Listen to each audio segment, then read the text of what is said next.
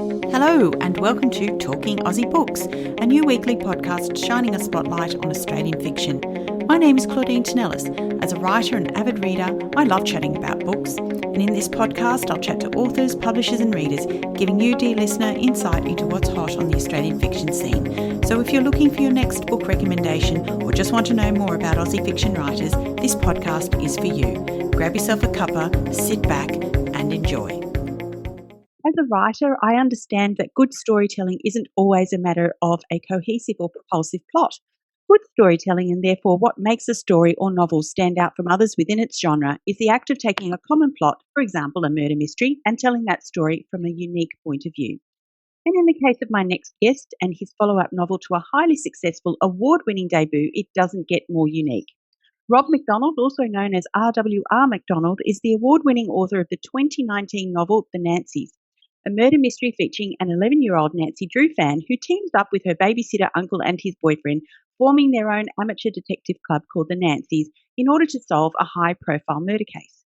The Nancys earned Rob the Nigel Marsh Award in 2020 for Best First Novel. It was also shortlisted for Best First Crime Novel in the 2020 Ned Kelly Awards and was highly commended in the 2017 Victorian Premier's Literary Awards.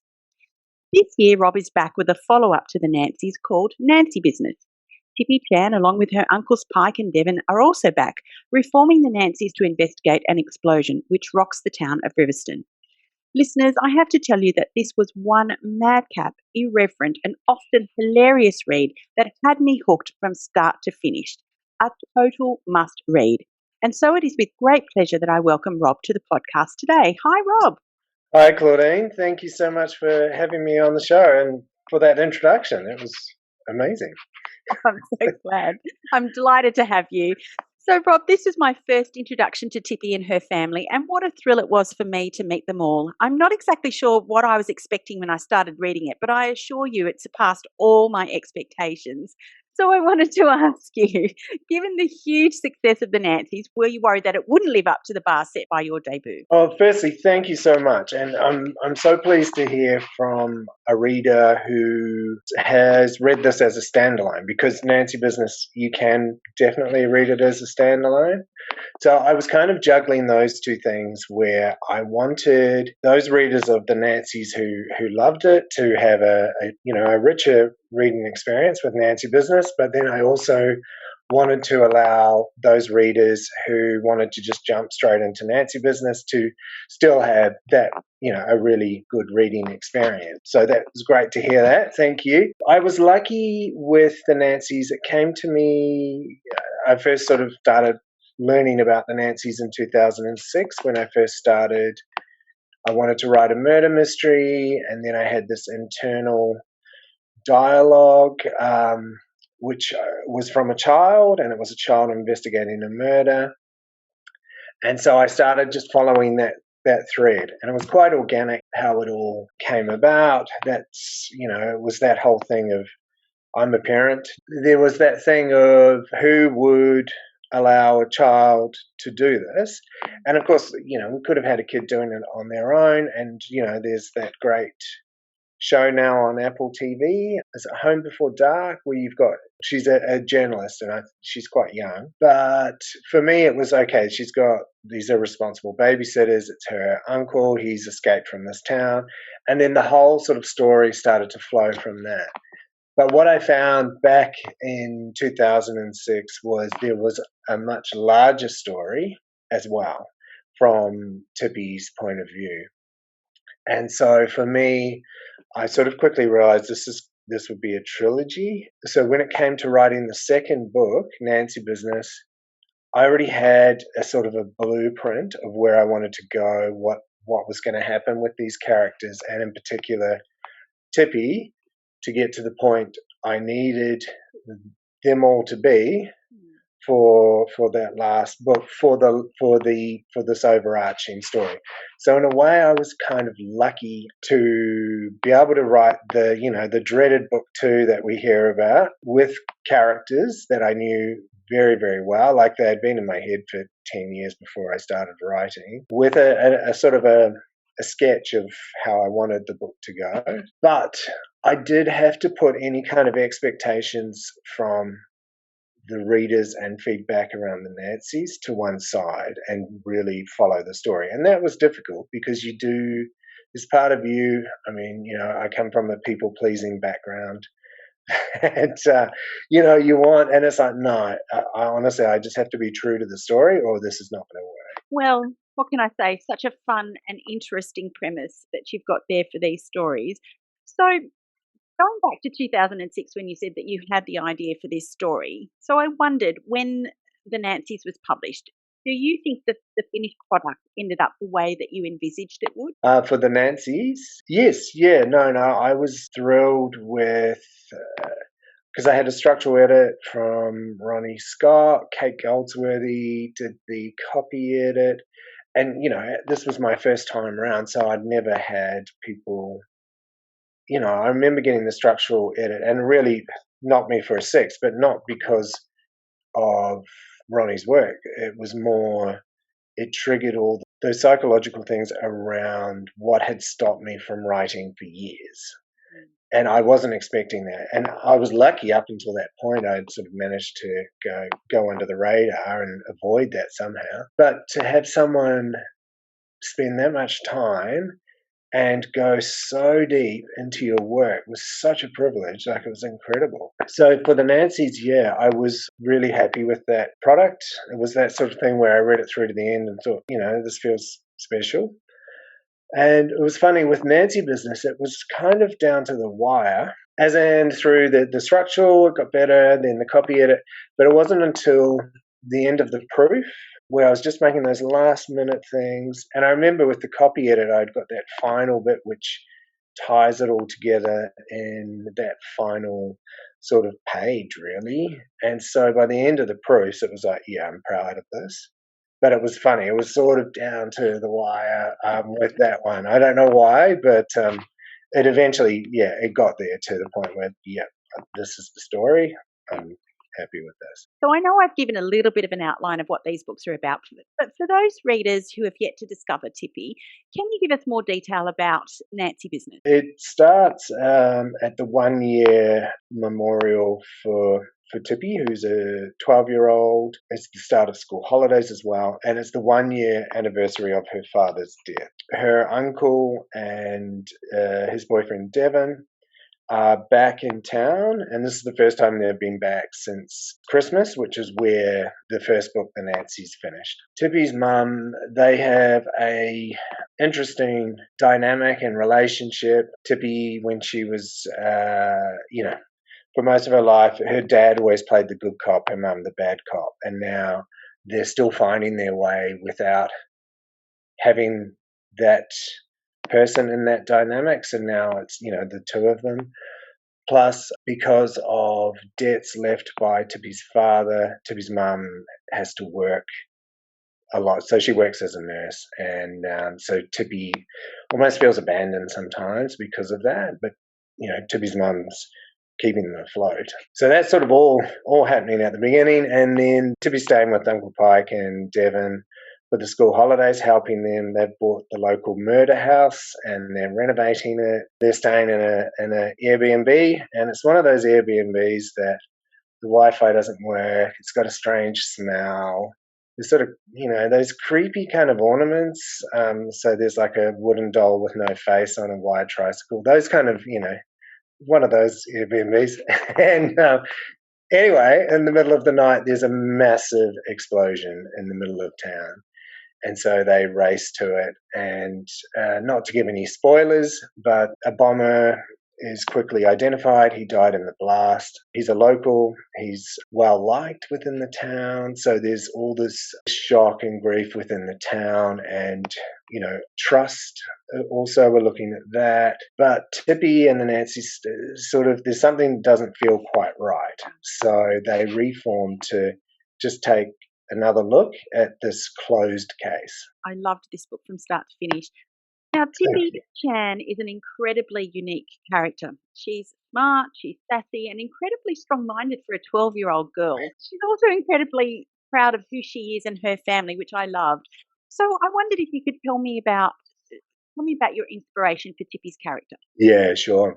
So again, going back to 2006, I quickly realized it was a girl, not a boy, and that was just through writing. And so then I was wondering who is this child, and I work in international education, and one thing that I just think international students really don't get enough of a shout out in Australia is just how incredibly courageous they are. A lot of them are coming here with English as second language. Some, for a lot, they're first in family. They're carrying the weight and expectation of that family to, forge ahead. Yeah, I just think they're just such wonderful, incredible humans. So I wanted those qualities for Tippy, which is where Tippy's father, Joe Chan, so Wei-Feng Chan.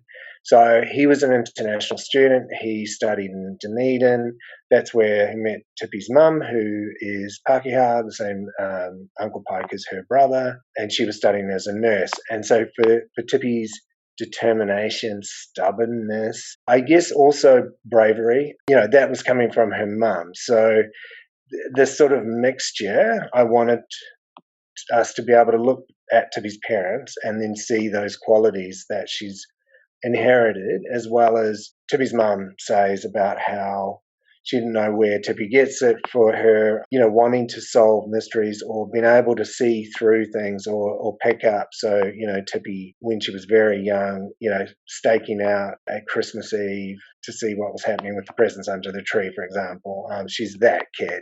Yeah. And then tying her in with a love of Nancy Drew just really helped kind of give her that mystery role model as well. Now, Tippy's uncles were not only her family, but in many ways I felt they were her best friends and her co-conspirators. And in this book, Tippy has occasion to observe their relationship up close. Is Pike and Devon's relationship and what that looks like from a 12-year-old's point of view something you consciously wanted to explore, and why? Yeah, definitely. Part of the reason is, again, obviously I'm aware of spoilers, so I'm going to try as much not to put spoilers through. When Tippy first meets them, she has her two best friends from school. So she's got Todd and Sam. And then through the course of the Nancys, unfortunately, things happen there. And I won't go into spoiler details, but by the time we get to Nancy business, she is sort of on her own. She doesn't have really any close friends her own age. And through the Nancys, they bonded. She bonded with her uncle in Devon. And part of the reason why they sort of investigated a murder with an 11-year-old was they didn't, up until now, didn't really have much to do with children at all. So they kind of treated Tippy like a peer. And, sometimes that was good, sometimes that wasn't so good. So they have bonded. So Tippy does see them as friends and obviously family. She particularly, relates to Devon, sort of almost like an older sister. So for her then to see this adult relationship, it's almost this coming of age where a child starts to see the adults around them not so black and white, that there are shades of grey, that nobody's actually perfect or, one way or the other. So I think there was part of that coming of age, and also part of that, I guess, there's only so much you can shield a child from in the adult world, but it's also that thing, kids are always observing. And this, I know when I was a child, I knew so much more about my parents' relationship than they would ever realize. And I'm talking in terms of highs and lows and that kind of thing, that they think, it's that whispered argument that they don't think is being heard. I felt it was important not to sugarcoat that or not to pretend Tippy is blind to that. I mean, she's out there solving mysteries. She's super observant. So it's sort of, I guess, that negative side of being super observant is you're going to pick up on all of this stuff. Further to that, I wanted to just delve into this mystery around, not really mystery, but also Tippy trying to come to terms with her father's death. So not only is she trying to solve the mystery behind the explosion, but she's also trying to come to terms with what happened to her father. And in the process learns that the adults in her life have been lying to her. There's a lesson in there somewhere for parents about possibly underestimating a child's understanding of the world around them.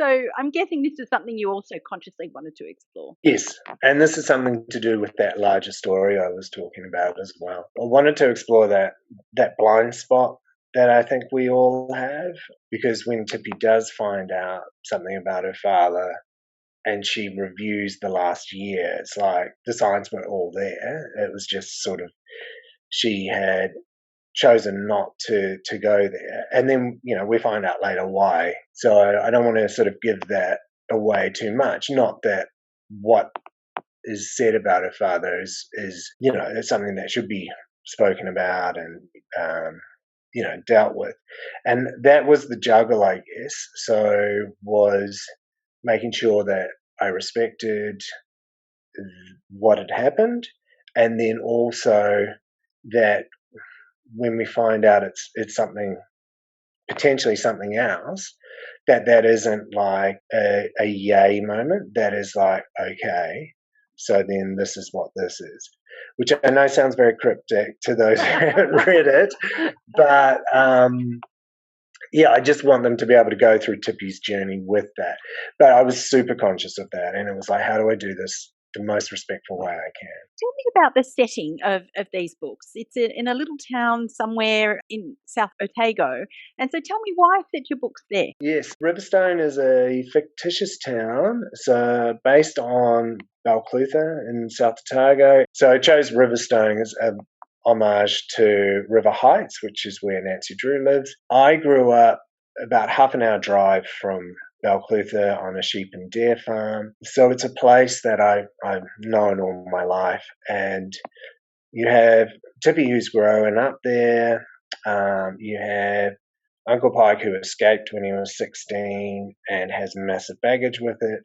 And then you also have Devon, who's seen it for the first time, or, has those sort of tourist eyes. Because of my relationship with that place, that's why I set it there, because then I'm able to kind of show it through those different lenses. I have certainly moved on a lot from where Uncle Pike sees it, but I do remember as a teenager and before I travelled overseas, I just yuck, I want to get out, ill. It's a place where my dad and my stepmom lived for over 10 years when he sort of semi-retired from the farm. So I know it really well, and the people are fantastic there. Tippy's house is is based on the house where my dad and stepmom were, and that sort of our little place up on the hill. So yeah, it also meant when I started writing it, it was a place I knew straight away. So I was able to do that, and then because I would go home regularly, I could do field research and go to the different places that I'm talking about and get those sensory details, which just add that sort of depth. Yeah, so it was quite interesting actually. Once because I'd spent so much time then actually going back to the physical place, and I was just like, oh wow, this is. I love it. I really loved it. And I loved the map that was at the beginning of the book. So it really gave us a good sense of what the town looked like and where all the various buildings were, and how Tippy and Pike and Devon actually, sleuth things out. I thought that was very clever, really nice. Oh, that's awesome. Thank you. What kind of other research, other than the physicality of, moving around the place that it was set, what other research did you have to do? Sure. So Nancy Drew research, reading those books, looking for, where I mention it or where the characters mention it, I need to make sure that it's contextual. So for those listeners that haven't obviously read the book yet, both Tippy and her Uncle Pike have this massive love of Nancy Drew. So for them, it almost becomes this sort of code language that they can sort of share. And then you have Devon, who is like the reader who isn't up with Nancy Drew, kind of there trying to guess what they're talking about. So yeah, so there was Nancy Drew research. I also worked with a Nancy Drew researcher in the States called Jen Fisher. She's fantastic. She is the film and television go-to person as well whenever there's a Nancy Drew project. And she's just, she's absolutely wonderful. So I could ask her questions and she'd come back with these examples and I'd go away. And so that was cool. What else?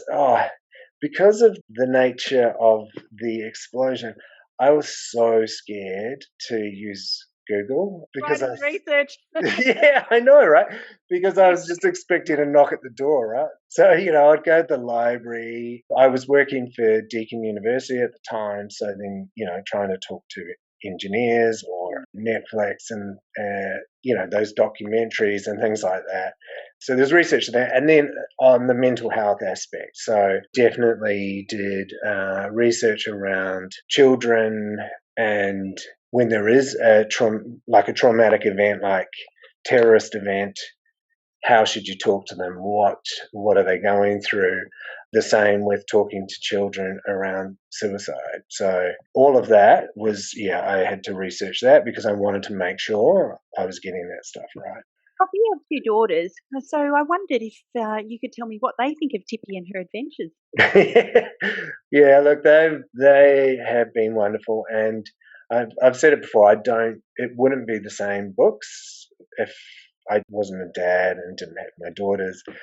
They have been so wonderful, running lines. I made a deliberate choice early on that I wasn't going to use any of their memories as plot or any of that. So I have steered clear of that, but I do run the Tippy's lines with them, say, would you say this word? And if they look at me blankly and go, what's that word? Then I know, okay, you wouldn't. No, they're so supportive and proud. I haven't let them read the books Oh, yet. okay, yeah, fair But enough. Fair enough. but saying that, they probably have. So no, they're very proud, and they've just been so wonderful. They know if I need to write, that's cool. They give me that time. And Rob, given your incredible success over the last couple of years, I wondered if you might share a little about your journey to publication for those aspiring writers out there listening. of course. So I loved writing ever since I was little and had my first words so I could write. So I love story and I always have. I've always written for myself, but it wasn't until 2016 when I did Faber Academy. So I did that in Melbourne, writing a novel, first draft novel, part 1 and part 2. And at the time I had Paddy O'Reilly and Tony Jordan as my tutors, and they were incredible. And the group that I met, we still are all in touch. We still workshop each other's work. One of my writing BFFs, was from that class, Catherine Kovacic. Up until 2016, I hadn't shared my work outside of maybe one or two friends with, reading a short story. So it was a pretty massive leap. It wasn't until towards the end of that year I even claimed the title writer. Like that's where I was starting from. So through 2016, I also, after part 1, I was going to stop. I wasn't going to do part 2 just because life had just piled up as it does. And Tony and Paddy were fantastic. And they just said to me, look, we've seen people do this before. If you stop now, you probably won't pick it up again. And they were 1000% right. And I did it. Life managed to, find a way as it does. I finished my draft. I then was doing different drafts and submitting it to unpublished competitions. So the Victorian Premier's unpublished was the third competition. And I hadn't heard from the first two. And no wonder, because it was like really, I'm just kind of cringing. Like it was probably draft 2, but not a great draft 2. And I think I might have even put the first draft in the competition. But I was using those competitions as deadlines to get the draft. And so I highly recommend them. I mean, always check the terms and conditions, obviously, with these competitions, but they are a wonderful, wonderful way to start submitting. So I'd done a Frankenstein draft for the VPLAs, and I just honestly didn't expect to hear, and I was working on, and then I got a phone call from one of my writing friends from Faber saying you'd been highly commended, and I was just like, oh yeah, and I honestly thought it was like one of those, because I was still learning the industry, whereas everyone gets a gold star, and I was just like, oh well, that's nice, isn't it? And she's like, no, this, this is, you're on your way. And I was like, oh, okay. And it was actually from there that I met Grace Heifetz, who became my agent. And then I worked with Grace through her notes and notes from other, so from a UK agent and an American agent. Not that I'm published over there, but they provided notes as well, which was awesome. And so then it was 2018 that we submitted, and got 2 offers and went with Jane Palfreman at Allen Unwin, and worked through the edits, and then June 2019 was when it came out. So when I look back on it, it's like, I guess before then, and this is the thing I think that emerging writers need to know, is before 2006, I had online script writing courses. I had written 2 first drafts of a film length scripts, and they weren't ever going to go anywhere. It was just to a project. And I guess through that, I'd learned how to put a story together. I'd learned dialogue, subtext. So all that self-learning before I came to 2016. Plus, I had 10 years of these characters in my head. So even though it sounds quite quick, there's all that work that you do, and it all counts, and your life experience counts. I think we're seeing it less and less these days, but this idea that if you haven't made it by 30, then forget it, I just think is madness. Like, we want to hear from older writers because they have the life experience to bring us those really rich novels. So yeah, I couldn't agree with you more. And it's so wonderful to hear you talk about your journey. I think it's always really interesting to me to hear the steps that writers take to get where they are. And, so many people, I think, who have entered their unpublished manuscripts in the Victorian Premier's Awards have come so far since that absolutely. experience. Well, there are many writers, obviously, as I've just explained, who listen to this podcast. So in addition to your experiences and your journey to publication, I wondered if you had any tips to offer the aspiring writers. This is my number one, and I have to remember this as well, is follow your story and trust your story. Like, I think that for me is number one, because I think, like, when I came up with the Nancy's, I was writing it, and we would do pitching with Faber, which was wonderful because, we got to learn a bit about the industry with Faber Academy, and so I can highly recommend it. But, I would have this feedback, oh, well, it's a child protagonist for an adult novel. It's, it could be a bit dark, all of this. And that wasn't coming from Tony or Patty. They were wonderful. They were going, just write it. You need to write it and get it finished. So I think it is just trust that, follow your story, follow the truth of your story. Don't start to second guess yourself or think, what does the market need? Or, the market's doing this now, maybe I need to do more like that. Because by the time you go on submission, that trend will be over. But also, your work's going to be inauthentic, and readers can pick up on that. And if the reader can pick up on that, then certainly the agent and publisher can. So I think it is that being true to your story, which I know sounds maybe a bit esoteric, but I think writers know exactly what I'm talking about when I say that. Okay, so you mentioned trilogy at the beginning of our discussion. So does that mean you're working on number 3 at the moment? So, yes. So I'm actually working on a standalone, and then the plan is to jump into number 3. Okay. So the standalone is adult crime. So it's sort of my take on the golden age of crime, where you've got the Manor House murder mystery weekend party. So it's a take on that. But absolutely, I need to write number 3 and get Tippy's story resolved for Tippy. Like, it's one of those ones that, what it's like as a writer. You feel like if you don't write this story, it's going to be around in your head for the rest of your life. So it's also for me to be able to go, there you go, Tippy, I've done it. Yeah. So yes, working on sort of that, I will be jumping into that. I should have asked this question of you before, but you mentioned when you were thinking about writing Tippy's story, you wanted to write a murder mystery. So I wanted to ask you, did you always intend to write crime? Yeah, it's a good question.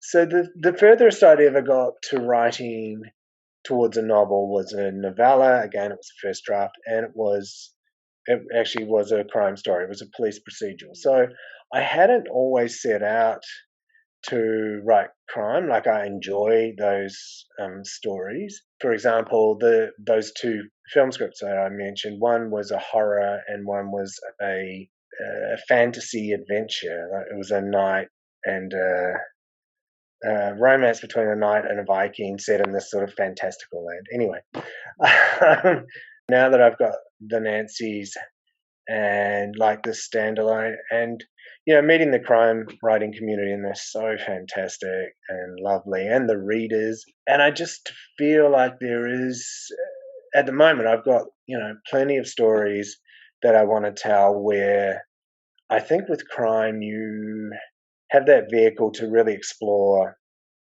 some really interesting issues, having that framework to bring the reader along and having that narrative drive, but also to explore bigger societal things. So at this stage, I'm happy to be in that part of the bookshop, very happy, and I certainly wouldn't say no to some time, but at the moment the stories that I've got seem to be coming from that side of the ledger. So yeah. If listeners wanted to find out more about you and your books, where could they do that, Rob? Yeah, so I have a website under rwrmcdonald.com, and I'm also on Twitter and Instagram at RWR McDonald. So yeah, please follow. I follow back. And yeah, you can keep up to date with what's going on there. Rob, I enjoyed reading Nancy Business immensely. I'm now going to go back and read the Nancys because I absolutely must. I wish you every success with it and the others that will no doubt follow. Thank you so much for joining me on Talking Aussie Books this morning. Thank you so much, Claudine. I really loved it. Well, that's a wrap, folks. If you enjoyed this podcast, please leave a review on iTunes or drop me a line via my Instagram at Claudine Tinellis or on my webpage claudinetинellis.com. Thanks for listening. Until next time, happy reading.